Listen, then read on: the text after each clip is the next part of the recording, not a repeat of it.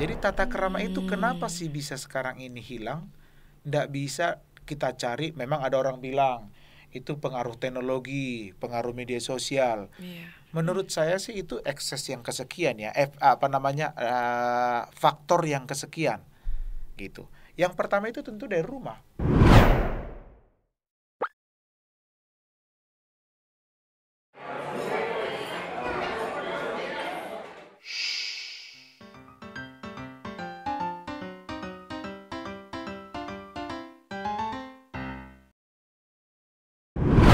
Halo semua, selamat datang kembali di podcast Bisik, bincang ringan seputar iman Kristen. Oke, di episode kali ini nih ya, aku perkenalin diri terlebih dahulu kali ya, karena aku baru nih di sini nih. Oke, halo semua, nama aku Felicia Berna, bisa dipanggil Feli. Terus tentunya nggak asik gak sih kalau aku cuma sendiri doang? Jadi di sini ada temen aku juga nih, namanya KJ. Silakan perkenalan diri. Halo semua, udah sering lihat lah ya, ini udah yang ketiga gue di sini, tapi seru lah pokoknya hari ini. Kita berdua doang nih hari ini. Gak asik gak sih, apalagi topiknya juga seru banget hari ini ya. Iya, tentang etika gitu deh kayaknya tadi. Tata krama gitu kali ya. Menarik banget. Iya, kita tuh ada narasumber gak sih yang sangat-sangat keren, sangat-sangat. Aduh. Ada, ini papa kedua gue ini. Waduh. Udah dideklarasikan, semua orang udah tahu. Debut guys. Oke, kita kenalin ya. 1, 2, 3. Pak Sahara. Halo. Nggak jadi Pak ciluk guanya. Nggak, kalau nanti apa kata orang nanti. Halo Fel, halo Jo. Kenalin dulu Pak. Oke. Nah, topik kita hari ini dari temanya udah menarik banget. Manners make a man. Iya. Tentang apa sih sebenarnya? Jadi sebenarnya pertama kali aku dengar Manners Make It Man itu tuh dari film, dari Kingsman. Iya, jadi dari situ. Dia tuh kayak kata-kata kerennya gitu pas mereka misalkan habis ribut terus mereka kayak Manners Make It Man gitu. Tapi intinya guys, jadi hari ini kita mau bahas tentang di era yang udah modern ini, kayaknya kita udah jarang lihat tata krama yang padahal itu simple banget dan perlu kita aplikasiin ke sehari-hari. Jadi kita mau bedah banget sebenarnya cikal bakalnya dari mana dan nanti gimana tips-tips untuk langkah kita ke depannya biar tata krama itu nggak mati di generasi kita. Jadi simpelnya gitu sih. Seru banget sih kali ya topik ini kali ya. Seru ya. Oke. Kita mulai dengan pertanyaan dasar kali ya. Boleh. Dulu kali ya. Gak usah terlalu dalam. Sebenarnya Pak, kita pengen tahu nih, tata krama sederhana tuh apa aja sih? Ya. Halo pemirsa semuanya. Bersama dengan saya di sini dengan dua ini. Jujur ketika saya ada di sini ngelihat dua anak remaja ini di sini saya merasa jadi saya lebih remaja kah atau bagaimana? Tapi terima kasih udah diberikan kesempatan. Jadi ngobrol tentang apa sih tata krama sederhana itu gitu tadi ya. Ya, tata krama sederhana mungkin ya namanya sederhana, nggak terlalu ribet-ribet sebenarnya. Tetapi yang tidak ribet ini itu yang menjadi landasan pondasi utama di dalam kita bersosialisasi dengan orang-orang. Paham. Jadi misalnya di rumah ketika engkau mau pergi, permisi pergi ya Ma, Pa, misalnya. Atau mau pulang, halo Ma, halo Pa, saya udah pulang. Sesederhana itu harusnya. Tapi kayaknya di zaman sekarang kalian masih ada lakukan kayak gitu. Iya, itu dia Pak. Iya, betul. Kayaknya udah enggak deh. Kayak jarang nggak sih? Jarang banget. Biasa pulang ya udah pulang aja atau nggak pergi juga ya udah pergi gitu selesai ya. gitu iya, ya. Itu dia. Nah, belum lagi mungkin kata-kata yang biasa sih, ini sudah biasa disampaikan tentang terima kasih, tentang maaf, tolong. Nah, yang kayak gitu-gitu itu hal-hal yang sebenarnya sangat simpel, tapi bagi kita itu terasa sangat asing gitu ya. Sulit juga sangat dilakukan asing ya. saat ini. Padahal itu sangat berarti, sangat respect gitu. Enggak hanya orang tua dari anak-anak, tapi ke anak-anak pun. Misalnya dari orang tuanya ke anak-anak. Coba kalau kalian disampaikan kayak gitu, orang tua, guru, atau dimanapun kalian, makasih anak, misalnya seperti itu. Tolongin dong Jo, kalau kayak gini, itu ada nggak terasa dibanding Jo kerjain ini Jo. Nah kira-kira kayak gitu kan. Ada sesuatu yang kayaknya makin kesini itu udah makin hilang. Malah kalau misalnya digituin jadi kayak awkward gitu nggak sih, kayak kok jadi kayak gini. Iya Pak, gitu malahan zaman sekarang kalau misalkan ada orang yang baik gitu ya, yang tanda kutip beretika memang ataupun dari ngomong dulu kayak itu, pujian iya, kita jadi gitu. kayak aneh jadinya mungkin ya. Dia muji. Ini apaan sih gitu loh. Iya, ini Gimana ada motif gitu? kah di belakangnya deh kayak gitu. Dia mau kayak ngapain gitu. ya gitu. Iya, Jadi bener-bener. agak neti kayak gitu malah Iya, cenderungnya. malah Karena ya. itu tadi mungkin bisa jadi itu tidak lagi hal sederhana, itu tidak lagi diperkenalkan, sehingga itu menjadi asing bagi dia. Yang bagi dia itu yang bagus-bagus itu adalah apaan sih lo? Mana sih lo? Nah itu justru yang normal bagi dia. Hal-hal yang tadi itu, yang tata krama itu, misalnya bahkan kalau di zaman-zaman dulu, bahkan mungkin masih ada sekarang nih di sekolah negeri, yang kalau kita lihat di sekolah swasta kayaknya jarang ya. Datang pagi, gurunya di kelas, senyum, terus cium tangan guru, atau misalnya hormat tunduk. Kayaknya sekarang apalagi di sekolah-sekolah swasta kayaknya udah sekarang aja kalau kita kayak terlalu baik aja dibilangnya over friendly, terus nanti dibilangnya apa modus mau apa ngapain ya, makanya bingung. Pasti ada maksudnya nih apa. Iya kayak gitu makanya. Tapi nih Pak, sebenarnya kayak ada nggak sih aturan tertulis atau kayak itu tuh asalnya dari mana sih? Iya, harus temurun kah apa gimana gitu gitunya? Ya kalau dari ini saya kebetulan dari generasi X kan. Gitu ya. Kita Z. Nah, oke. Nah, jadi kalau dulu ada memang pembelajaran yang mengarahkan ke sana. Ada PM4 dulu. Itu kayak penataran seperti itu. Jadi masuk SMP itu saya ingat dulu itu ada dulu belajar tentang norma-norma dulu seperti itu. Kalau di masa-masa dulu seperti itu. Jadi sebelum masuk misalnya kayak sekarang ini kalian istilahnya apa itu ya? MOS. Nah, MOS-nya itu dulu, bagaimana ada penataran seperti itu. Nah, di zaman-zaman dulu, yang sekarang kayaknya sudah nggak terlalu ditekankan lagi, lebih ke arah bagaimana skill mungkin, bagaimana public speaking mungkin. Ya, memang di dunia zaman sekarang barangkali ya, bukan bilang itu tidak penting, tetapi malah itu tadi lupa dengan hal-hal yang pondasi-pondasi, dasar-dasar seperti udah nggak jadi prioritas gitu ya. Nggak menjadi prioritas gitu. Ada nggak tertulis? Itu tadi pertanyaan Feli ya. Kalau tertulisnya setahu saya sih ada, cuman mungkin menjadi yang lebih mendasar itu bukan tertulis aja, tapi sudah mendarah daging seperti itu. Jadi ajaran itu sudah diterapkan dari rumah zaman dulu, karena kalau tidak seperti itu biasanya orang tua akan marah. Misalnya kalau mau pergi dulu, saya ingat waktu bapak dulu mau pergi mau pergi begitu aja nyelonong nggak permisi, saya dijemput loh pulang ke rumah dulu gitu, belum permisi gitu. Jadi sesimpel itu gitu loh. Iya, zaman sekarang udah ada HP mah tinggal ngomong ke mama gitu. Mah, dan zaman sekarang kayak misalnya nih ada anak yang kayak nggak ngomong tolong atau makasih gitu kan, orang tuanya biarin aja.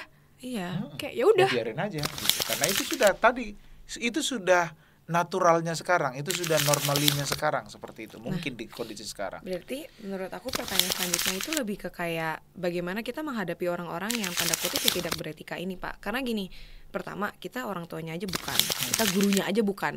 Karena kalau di kuliah ya, mungkin BW sama aku kan sama-sama suka organisasi.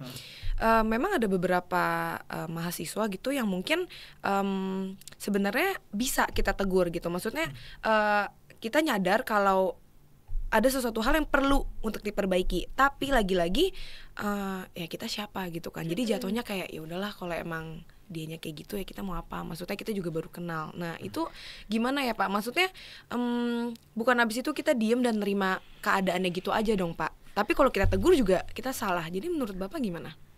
Kalau saya sih berpikir, yang pertama, kalau kamu punya niat itu bagi saya sih sudah baik, karena sekarang ini kan orang cenderung cuek. Iya sih, niatnya dari awal juga udah nggak ada. Iya, sudah nggak ada niat lagi, cenderung. Sebenarnya sebelum mulai dari kamunya, itulah yang terjadi yang sekarang ini, yang miss, yang hilang, karena dimulai dari keluarga. Jadi tata krama itu kenapa sih bisa sekarang ini hilang? Nggak bisa kita cari. Memang ada orang bilang itu pengaruh teknologi, pengaruh media sosial. Menurut saya sih itu ekses yang kesekian ya, faktor yang kesekian gitu. Yang pertama itu tentu dari rumah. Makanya saya sering mengingatkan orang tua bahwa pendidik utama itu adalah orang tua. Jadi mau gimana ini anak di luarnya terlihat bagaimana ketika di rumahnya bagaimana, seperti itu. Iya, benar. Walaupun memang ada anak-anak juga case per case, ada faktor orang tua yang bagaimana, tapi anaknya yang bisa menentukan prinsipnya dia, karakternya dia yang baik. Tapi ini kan yang kayak gini-gini kan langka, jarang, nggak banyak seperti itu. Nah kalau yang ditanyakan tadi, bagaimana itu menghadapi orang seperti itu? Memang kalau dari saya sih Jo, tentu saya harus mengenal orang dulu. Contoh, saya naik motor nih di tengah jalan, ada orang nyelonong, kan nggak mungkin saya nasihatin dia apa segala macam, bisa jadi berantem. Iya kan, pertengkaran terjadi. Iya kan, kalau saya pernah mengalami hal-hal seperti itu, seminimal itu kondisinya. Kalian tahu yang lampu merah Patung Gajah? Patung Gajah yang Dan Mogot. Ya? Oh, tahu. Kalau mau dari arah Dan Mogot mau menuju ke arah Cengkareng, itu kan lampu merah kan? Iya. Kan kalau kita berhenti di situ, khususnya misalnya pengendara motor, kan belakang klaksonin. Iya kan? Harusnya maju aja gitu, padahal kan lampu merah, enggak tuh. Nah, ketika kita misalnya itu sesimpel itu ya. Ketika mereka misalnya kita tegur, akan terjadi berantem kan? Iya, betul. Kita akan terjadi berantem jadinya. Ya, ada hal yang ketika itu pernah saya katakan, Pak silakan dari sini, itu lampu merah. Saya sampaikan, udah. Tapi dalam konteks kayak Joan tadi yang di kampus misalnya, kalau itu dalam satu organisasi dan kamu sudah kenal mereka, saya pikir sih tidak salah untuk engkau tetap mengingatkan, gak boleh loh kayak gini. Atau mungkin, menurutmu, mungkin kalau dibilang nggak boleh, mungkin anak zaman sekarang langsung komplain kali ya, langsung protes kali. Benar. Mungkin bisa diajak dengan berpikir, kira-kira kalau kayak gini, oke nggak disampaikan. Intinya yang mau saya sampaikan adalah ada tetap usaha yang engkau lakukan, yang mungkin tentunya kamu yang tahu situasinya, tahapan-tahapannya kamu yang ngerti, yang mungkin kalau dekat, cenderung kan kamu bisa lebih frontal, gimana sih lu, misalnya kayak gitu, kan. Ada hubungan kedekatan itu kan menentukan kita, cara ngomong kita kepada orang-orang yang dekat.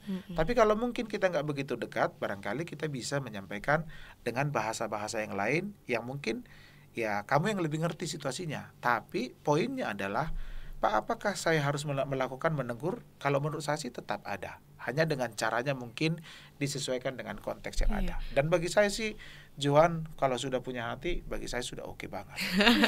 Karena aku paling nggak bisa nerima dengan frase yang biasa dikenal tuh, yang waras yang ngalah. Nah, itu tuh, aduh, hati tuh tiap denger itu dek gitu. Soalnya gimana ya, menurut aku kan akibat dari suatu hubungan itu kan dari respon kita, Pak. Benar. Misalkan gini, pas salah tiba-tiba nyenggol aku, kalau aku nggak marah nggak ada masalah. Nggak ada masalah. Di hukum juga kayak gitu. Kalau nggak ada yang komplain, nggak ada yang menggugat, nggak ada yang kayak gitu tuh, so what? It's okay. Lu nya nggak masalah, gua nggak masalah, nggak apa-apa. Makanya, tapi jadi makin lama dinormalisasikan nggak sih? Itu dia. Jadi lama-lama yang waras yang makin ditekan. Sedangkan banyak banget godaan buat kita yang waras untuk jadinya, lu tahu nggak gue bisa marah sebenarnya? Lu tahu nggak gue sebenarnya bisa balikin? Lagi mendem nih, lagi mendem. Iya nih, Pak, gitu ya. itu terus jadinya ngikutin juga nggak sih? Jadinya kayak, oh dia normal kok kayak gini. Iya. Nah, kenapa nggak ikutin? Dia boleh kok, aku nggak. Iya. Nah itu Pak, kadang maksudnya kalau mau dilihat dari sisi yang sudah mencoba untuk beretika, itu kayak gitu. Karena makin lama kok jadi kita yang disudutin, jadi kita rugi dua kali. Kita yang harusnya beretika, kitanya juga makan hati. Nah gitu Pak. Nah, jadi pertanyaannya berarti, ini gimana sikap kita kira-kira kayak gitu ya? Iya, respons kita sih ya, benar.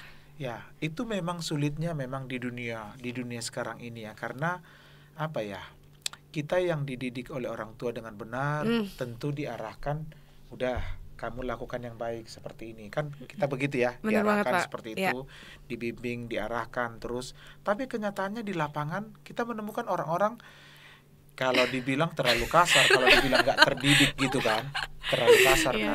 Tapi kenyataannya itu memang yang sering kita nemuin gitu loh. Kalau kita mengingatkan. Tapi kalau aku di kondisi yang sama gitu Jo, mungkin ada hal-hal mungkin aku akan mendiamkan dulu. Bisa jadi karena dia punya masalah, misalnya tadi senggol, bisa jadi dia buru-buru, anggap seperti itu. Tapi kalau orang yang sama tetap melakukan 2-3 kali, pasti ada sesuatu. Apalagi kalau saya kenal, apalagi misalnya kalau saya di posisi yang katakanlah Joan misalnya itu adik seniormu, anggap seperti itu. Bagi saya sih akan lebih enak untuk mengingatkan orang. Memang akan lebih sulit misalnya kalau mengingatkan orang lebih tua, lebih dewasa, gitu ya, cutting misalnya seperti itu. Tapi ya aku tahu itu tidak mudah, tapi itulah tempat kita untuk tetap bisa menyampaikan hal-hal sebisa mungkin dengan cara kita, dengan situasi yang ada, untuk kalau boleh mengingatkan, kecuali orang yang nggak sama sekali kamu nggak kenal. Ya sudah, mau sulit soalnya.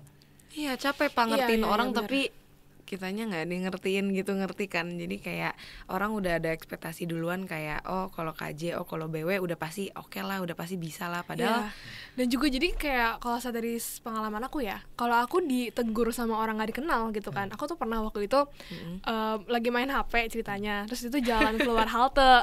Nah aku tuh ambil jalurnya sebelah kanan, mestinya jalannya sebelah kiri. Dan juga tiba-tiba ada kayak ibu-ibu yang langsung kayak bilang ini di kanan loh, dia bilang gitu. Terus aku bilang oh ya maaf Bu gitu kan. Jadi kayak kadang-kadang kayak aku sendirinya ngerasa kayak oh gengsi gitu loh Pak. Jadi kayak ini nggak terlalu salah kok, atau kayak ini nggak terlalu jelek kok gitu atau gimana gitu. Hasilnya juga nggak yang gimana kalau gue di kanan di kiri gitu ya. Gitu Pak. Jadi kayak ada perasaan gengsi kayak nggak salah kok gue gitu misalnya kayak gitu Pak. Jadi dibenarkan ya? jadi. Iya. Nah itu kembali lagi apa yang sudah kita bahas tadi. Sebenarnya semuanya dimulai dari rumah. Kalau dari rumah kita sudah mendapatkan obrolan-obrolan yang baik, yang positif, bahkan beda ya. Saya tidak katakan bahwa orang timur tidak lebih baik dengan orang barat. Tetapi kan orang barat itu ada hal-hal filosofi yang dari mereka mengajak anak untuk ngobrol, walaupun dia kecil itu tapi obrolannya sudah lebih dewasa seperti itu. Dalam hal-hal positif seperti itu kan gak salah kita belajar toh. Nah seperti itu. Nah jadi obrolan di rumah itu apalagi di zaman sekarang kayaknya udah jarang. Gak tahu kalian masih ada ngobrol-ngobrol gak kalau makan bersama malam? Kalau pagi oke lah, siang oke, semua masing-masing. Tapi malam minimal sekali ya. Kalau dulu kami bapak itu siangnya saja tidak, kecuali Sabtu Minggu. Kalau pagi itu harus makan dulu semua berangkat sebelum berangkat ke sekolah. Yang SD, yang SMP, yang SMA itu berangkat bareng dulu. Jadi udah terhidang dari pukul 6 pagi itu sudah terhidang semuanya makan bareng. Malam itu harus bareng pukul 7 malam. Nah itu idealnya juga menurut aku kayak gitu sih. Jadi mau main dimanapun harus pulang dulu. Gitulah harus kembali dulu. Itu rumah gitu. Nah itu rumah. Nah itu mungkin hal yang tidak ada sesimpel itu ya, tata krama sesederhana itu, karena disitulah kesempatan orang tua ngobrol, menasihati, memberikan nasihat-nasihat, tahu situasi apa yang terjadi pada anaknya. Benar-benar itu. Nah sekarang kan nggak ada lagi yang kayak gitu-gitu kayaknya. Semua orang tua sibuk, anaknya juga sibuk, ya makanya karena tidak ada ngobrol, menganggap itu. Tidak ada obrolan itu, tidak ada teguran itu menjadi yang normal, itu yang benar, gitu loh. Dan juga benar. Kayak walaupun banyak juga nih kayak keluarga-keluarga yang makannya bareng, tapi tetap kayak gini juga nih. Iya, sambil main HP juga asik sendiri. Gitu. Jadi ya itu yang terjadi, memang kondisi yang terjadi saat ini, dan agak rumit di tengah ya ada alasan-alasan tertentu yang memang bisa jadi satu sisi masuk akal. Pas lagi ada bisnis papa, bisnis mama, kerjaan ini yang untuk menjawab. Tetapi itu kalau sesekali mungkin nggak apa-apa, ada hal yang urgent. Tapi kan ini sudah menjadi pola. Namanya pola berarti sudah rutin. Namanya rutin menjadi kebiasaan. Namanya kebiasaan ya itu sudah menjadi mendarah daging. Membentuk kita. Tapi nih Pak, kan tadi Bapak bilang tuh kayak tata krama tuh diajarin dari keluarga, dari orang tua gitu kan, kayak diturunkan gitu kan ilmunya. Tapi Pak, mungkin nggak sih Pak terjadi perbedaan tata krama antar berbagai keluarga? Misalnya nih, keluarga lu suruh kalau misalnya pulang grup misal kayak mau pergi doa dulu misalnya, itu kan kayak tata krama gitu kan. Tapi keluarga aku enggak gitu. Jadi kan di situasi sosial tuh misalnya aku nggak bisa marahin dia dong, karena standarnya nggak ada standarnya gitu. Mana yang benar mana yang salah, itu benar-benar kesadaran diri, dan yang kita tahu kesadaran diri itu nggak bisa dipaksa gitu loh Pak. Nah gitu loh, Pak. Kalau mau bicara tentang seperti itu ya mau nggak mau kita kembali ke pola dasar apa, Alkitab, ajaran Tuhan Yesus. Benar. Masuk bisa Pak. Karena kalau mau ngomong ini suku apa, ini latar belakang apa ya kita pasti punya pembenaran semua. Tapi kan di Alkitab diajarkan kebiasaan, di Ulangan dibilang ajarilah anakmu setiap saat, pada saat kapan, pada saat makan, pada saat minum, pada saat ngapain pun. Nah itu kan terjadi di keluarga A, kalau menjalankan ya berarti dia menjalankan sesuai dengan firman Tuhan. Tapi yang di B kan enggak. Karena dasarnya nanti kalau kita cari mau cari tanda petik apa sih sumber salahnya, Apa sih sumber yang dari yang mana kita cari? Ya ndak bisa. Kita yang orang percaya kepada Tuhan, kita anak Tuhan, sumbernya satu dari sana. Jadi kalau itu sudah dijalankan, harusnya ya normalnya yang lain berjalan gitu loh. Persoalannya itu tadi, kenapa dia nggak berangkat berdoa? Tadi gitu kan, berangkat nggak berdoa. Contohnya. Ya itu tadi, berarti ya memang yang keluarga si A membiasakan mengikuti pola firman Tuhan. Ya keluarga si B enggak, ya terus itu kan sudah dua hal yang berbeda kan. Dari sesimpel itu kan sudah berbeda jadinya. Nah pertanyaannya kepada kita masing-masing, ya masih ada nggak kita berkaitan dengan firman Tuhan, berdoa bersama sebelum tidur misalnya, nutup doa bersama, masih ada nggak kira-kira seperti itu? Kehangatan itu. Kehangatan itu. Nah itu. Jadi mau sumber salah apapun ya masing-masing punya pembenaran. Tapi kalau kata teman-teman aku sih, kita kan nggak bisa ngubah. Maksudnya kita nggak bisa ngubah mama papa kita, tapi kita bisa ubah nanti masa depan kita gimana. Dan ya sih aku selalu ngupukin ke diri aku ya, semoga bisa membangun rumah tangga nanti seperti yang sesuai firman Tuhan gitu. Jadi tapi sebenarnya ada sedikit yang mungkin Bapak sedikit berbeda dengan Joan. Kita tidak bisa mengubah. Dalam pengalaman baru beberapa hari yang lalu nih, ada anak yang broken home, gitu. Jadi mamanya ini hampir nggak pernah datang ke sekolah. Tapi si anak ini laki-laki loh. Jadi saya mengingat waktu kemarin itu tiba-tiba di acara training camp minggu yang lalu sepatunya terbuka dua-duanya. Udah. Ketika saya mencoba mengelem itu, dia memelototin saya. Bahkan ketika saya angkat sepatunya, sini sepatumu, saya rapikan sepatunya, Sir serius benarin ini? Loh emang kenapa? Saya tanya gitu. Serius benarin ini? Kenapa sih? Saya sambil lemin, terus biar lebih kuat saya agak sedikit lakban. Ternyata saya tahu dari wali kelasnya, kemarin wali kelasnya cerita, dia mengajari mamanya untuk datang ketemu dengan Miss ini, seperti itu. Dan say thanks ke Miss-nya. Itu anaknya yang ngomong. Jadi ternyata si mamanya ini nggak biasa memberikan itu, tapi dia dapat tadi. Pertama keluarga, tapi yang kedua kan lingkunganmu, lingkungan sekolah, lingkungan tempat tinggalmu kan membentuk karaktermu. Kalau orang-orang sekitarmu itu punya lingkungan, halo Feli, halo ini ramah-ramah, sadar tidak sadar kamu pasti ada di situ juga. Benar sih. Di sekolah kamu misalnya dengan orang tuamu, halo anak-anak, apa kabar? Atau misalnya masuk, ayo udah kerjain belum? Lu ngapain sih di sekolah di rumah? Misalnya kayak gitu. Kan pola itu kan akan dapat juga. Jadi pertama dari rumah, yang kedua dari lingkungan sekolah atau lingkungan masyarakat tempat kamu tinggal, itu kan membentuk karaktermu juga, membentuk melatih kamu bertata krama. Nah, bisa nggak dari anak? Bisa. Makanya dalam sehari-hari saya selalu mengingatkan anak saya, udah doain papa mamanya nggak? Pernah nggak doain papa mamanya?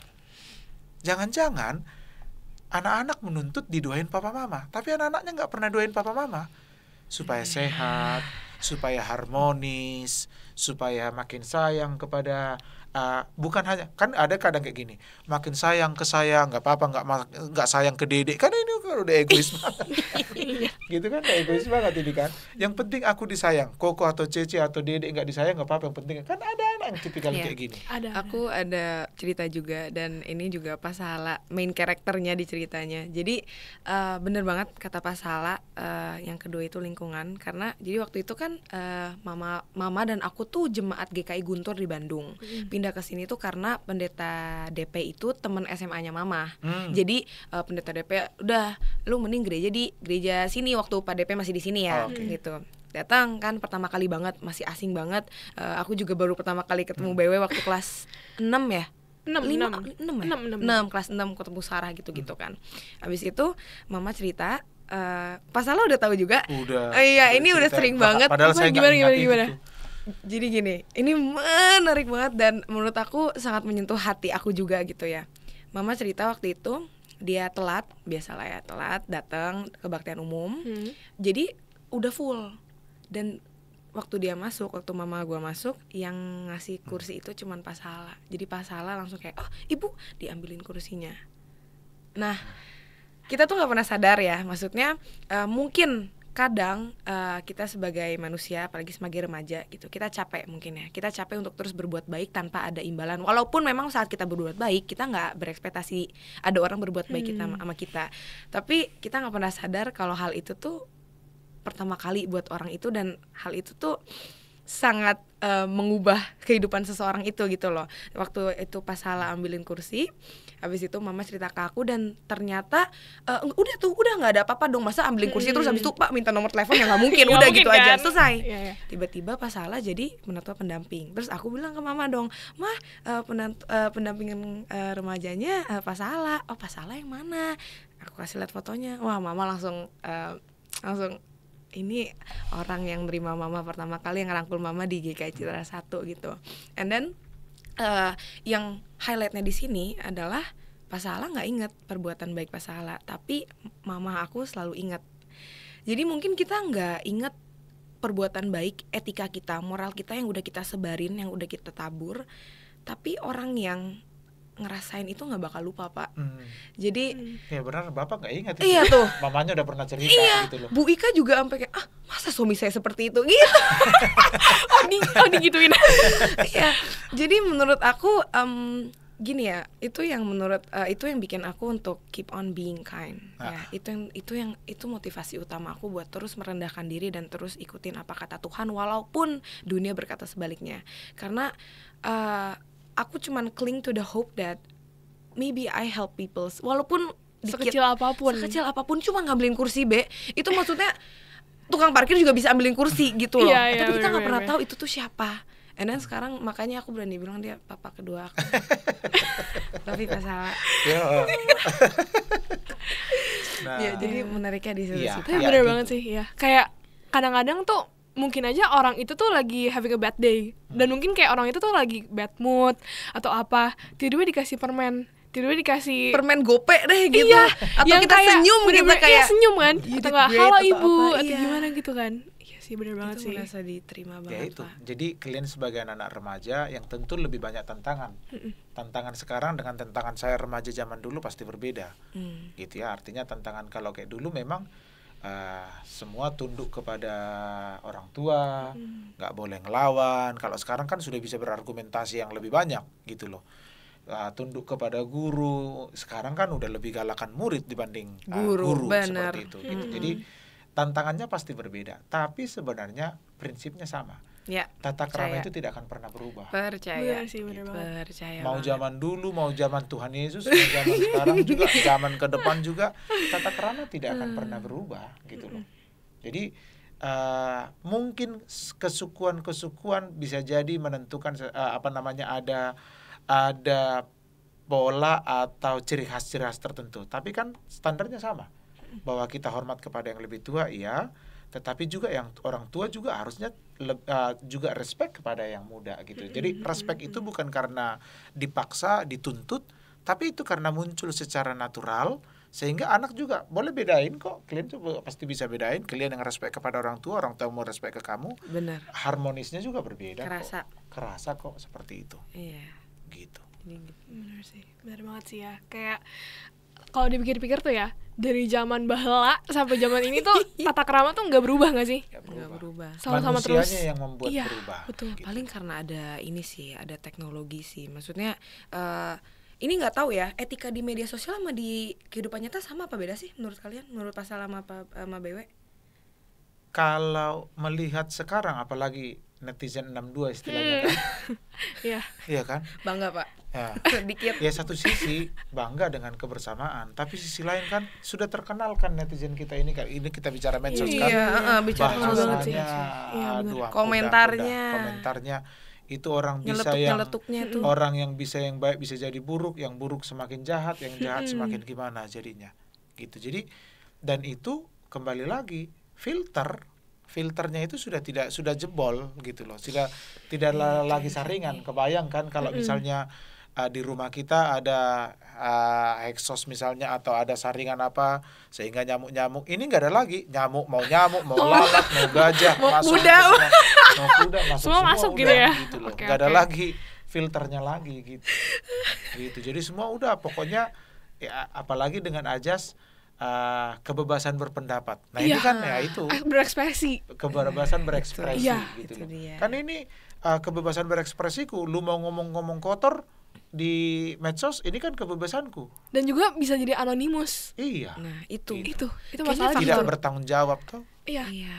Gitu loh. Kalau misalkan dia komen jelek terus udah ketahuan, ganti aja akun. Iya, hapus gampang aja akun yang lama. Blok aja gampang gitu kan. Iya. Kayak gara-gara itu jadinya banyak yang lebih kayaknya iya deh. kasar, mereka gitu nyamain antara perilaku mereka di online dengan di offline. Jadi kayak mungkin ada kebawa ke situ ya, karena kayak adik aku ya, dia main Roblox kan, main game gitu loh Pak. Iya. Itu kan dia kayak ya mau pakai wig, mau pakai baju apa juga seenak jidatnya dia. Jadi kebawa antara kayak kalau di game itu kan dia bisa ngulang lagi, mau bener-bener ngulang mau di Swiss, mau di Thailand, mau di mana ngulang aja gitu. Sedangkan kalau di real life gak bisa kan. Cuman ini yang Tuhan kasih kesempatannya, cuman ini. Ya detik ini nih nggak bisa lagi mundur di tanggal yang sama, di waktu yang sama gitu loh. Gak bisa. Nah itu yang gitu terjadi. Deh, karena anonimus gitu deh. Anonimus sih berpengaruh banget sih. Iya, karena menurut dia ya udah orang nggak tahu gue siapa ya. Dan juga kayak di real life misalnya nih, kayak dia gak bisa ngungkapin, gak ada keluarga yang misalnya amit-amit gak bisa ngungkapin gitu kan. Jadi dia kayak pelariannya ya medsos. Anonimus gitu. Ditarik lagi balik keluarga lagi, benar, karena keluarga lagi gak nyiapin wadah. Apalagi ini kan kita bersyukur banget, gereja kita kan ada bulan keluarga. Asik, ini kan? Lagi smooth banget ini masalah. Iya, smooth banget.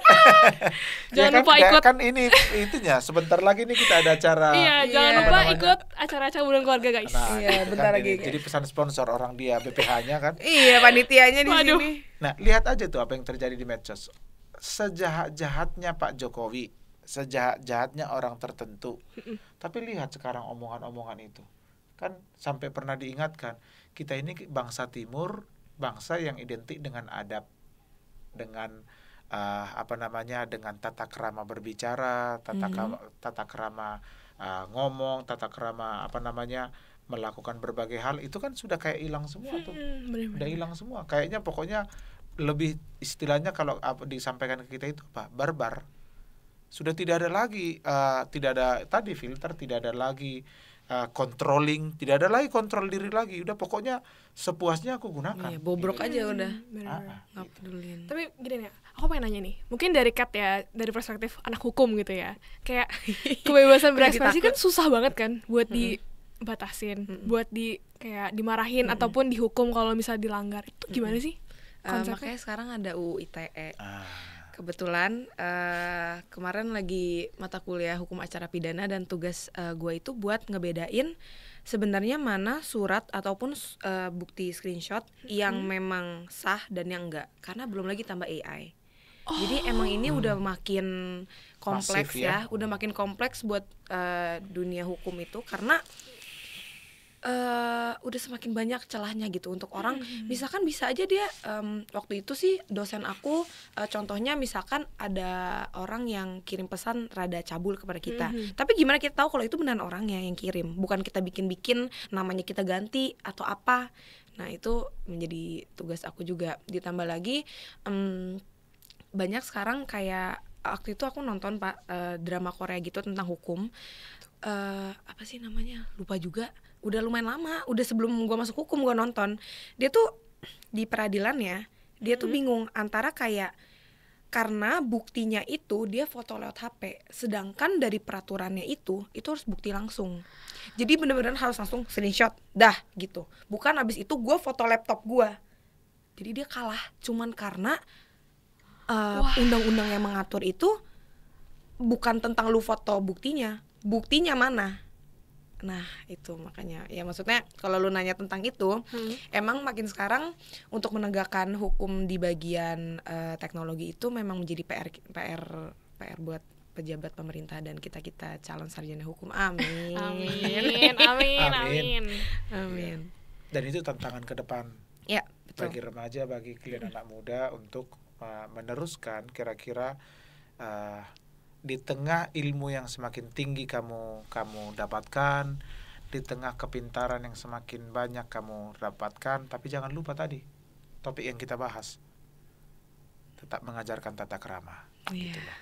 Dan juga ternyata kita juga baru tahu ya, kayak ngomong di media sosial tuh walaupun anonimus, walaupun maya gitu kan, gak fisik gitu kan, tapi tetap bisa dihukumin gitu ya.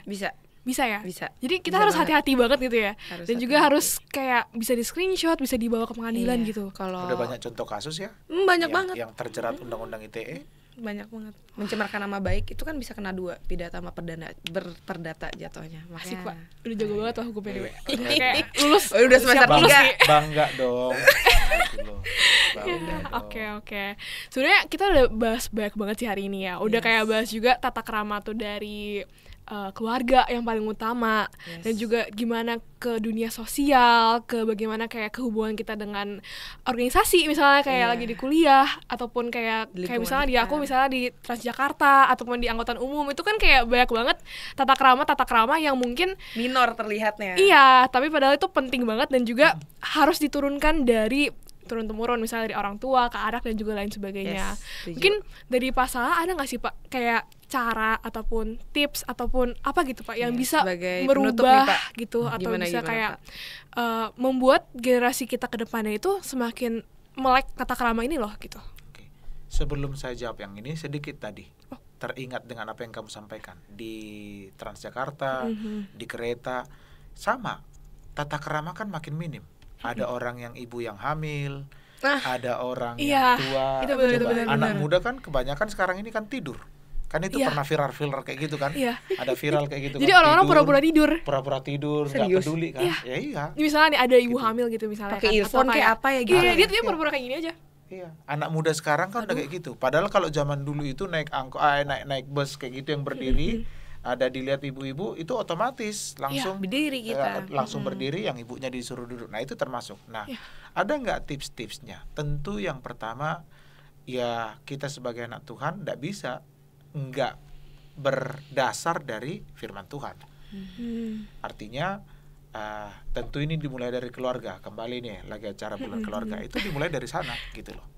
Jadi tetap landasan utamanya pertama adalah Tuhan, melalui doa, melalui membaca firman Tuhan. Karena apa sih yang nggak ada dibahas di firman Tuhan sebenarnya? Ada, semuanya ada dibahas di sana. Terus yang berikutnya apa? Tips yang lain adalah ya keharmonisan keluarga. Karena kan sekarang ini tidak sedikit orang tua daripada repot, apalagi anaknya kecil. Kan ada tuh di Facebook, di Instagram kan ada batasan usia kan. Termasuk games kan. Kan games kan harus pakai Gmail rata-rata sekarang, ya kan? Tapi di markup usia anaknya 17 tahun supaya bisa masuk itu. Kan itu kan yang terjadi kan sekarang ini kan. Sehingga apa? Untuk melonggarkan fokus orang tua dalam membina, mendidik, menciptakan keharmonisan dengan anak, ya udah fasilitasi.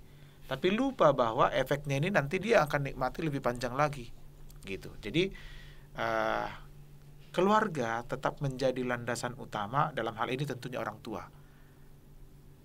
Sulitnya memang kalau orang tua ada yang single parent. Tapi bukan berarti itu tidak boleh. Karena kondisinya kalau di Alkitab, Naomi ke menantunya aja bisa kok jadi berkat. Kalau tahu tuh kisah-kisahnya tentang Naomi gitu loh. Artinya itu single parent. Posisinya orang Yahudi lagi. Tapi bolehkah? Harusnya boleh.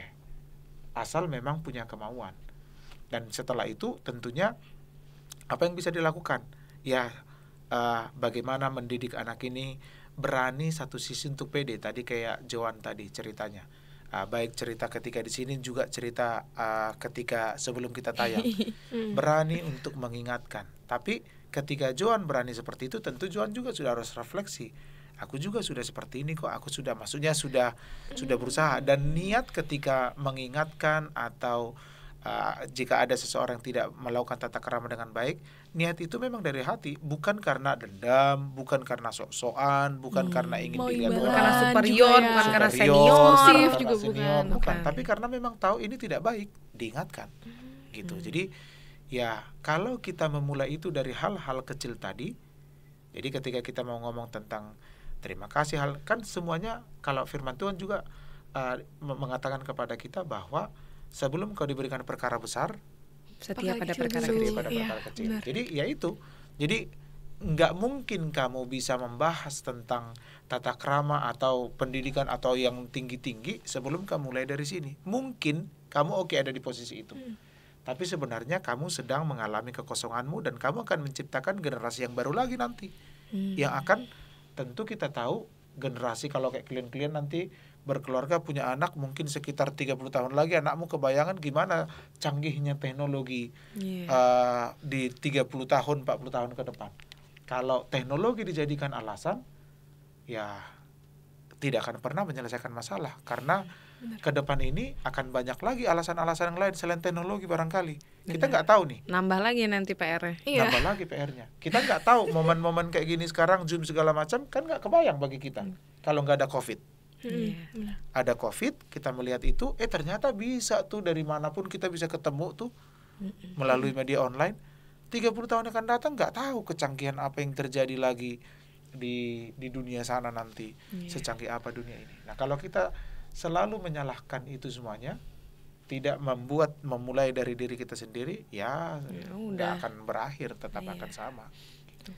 Kayak tata krama tuh nggak pernah berubah yang tadi juga dibilang gitu ya. Jadi ada beberapa poin nih dari yang Pak Salah habis sampaikan gitu ya. Poin pertama, yang utama adalah Tuhan, Alkitab, dan juga yang menjadi pusat di situ. Yang kedua, paling utama, yang kedua itu adalah keluarga. Jadi keluarga itu yang menjadi pembentuk karakter dari anak dan juga pembentuk tata krama dari anak. Dan juga walaupun maaf misalnya keluarganya lagi kurang bisa dan juga lain sebagainya, kita sebagai individu dan juga diri sendiri bisa nih buat mengganti, buat merubah dan juga buat memutuskan rantai tata krama yang udah nggak ada lagi nih.